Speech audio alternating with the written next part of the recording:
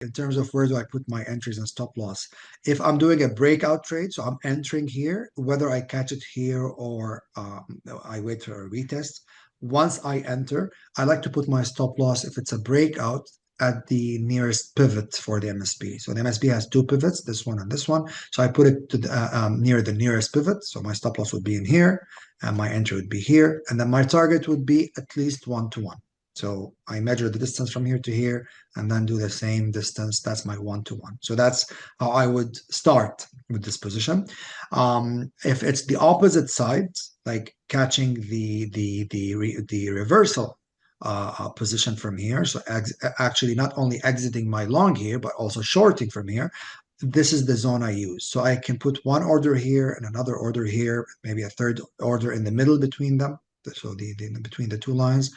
So that's usually how I would do it. The stop loss that I like to do is you can have multiple stop losses. So each position has its own stop loss. If there's other reasons like order blocks or stuff like that. Or to keep it simple, you could measure the distance between the two lines and then double that beyond, which means if I use the let's say for simplicity, just use the price range tool. So I say, okay, here's the first target and the second target for the MSP. I would just, draw it like this distance and then move my arrow to here. And I would say, okay, so I'm going to put my stop loss here. That's it. So I put an entry here, stop loss here, an entry here, stop loss here, and then write it all the way down towards the nearest support. I mean, you can write it down to here, but I would kind of exit at the nearest support. So in this case, this one in here or this one. Okay, the nearest wick after the breakout happened. So that's how I would do this position. So in this example, we have two positions. If we calculate the risk reward, we go short position, and like we entered here with a stop loss here, as we said. This is the first one. And then I said we're going to exit here at this point. So that's my first position. So that's a 1.17 RR position, and the other position is here. So another entry at the line at the top. Yep, short position. So we'll enter it here as we said, and same stop loss, and then the same take profit. So also here. So that's a 3 RR position.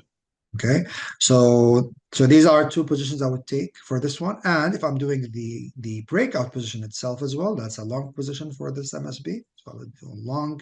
I would enter it at the moment it appeared. So it appeared at the candle close. So this is exactly when the MSB appeared. So I would enter here, for example, this candle, literally at this candle, and around. And my stop loss would be here, for example, the nearest pivot, as I said, not this one, but the further away one, this one.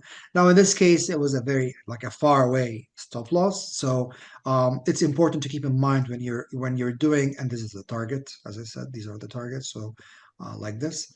So it's very important to keep in mind when you're doing your trades to keep an eye for the RR. So in this case, the stop loss is bigger than my take profit. So I would be careful with this position. I can't take many positions where the RR is like this, like the loss is bigger than the take profit. So I usually try to take positions when they present themselves with a bigger profit than the risk. So if it was like this, for example, that's definitely a trade I would take. But in this situation, specifically when it was like this, barely 1-to-1, even the risk is more than the profit. So I would reconsider this specific breakout position, but I would definitely take the short positions that this MSP presented. So the point is, you don't just hit every single thing you see on the chart just because the indicator is giving you that.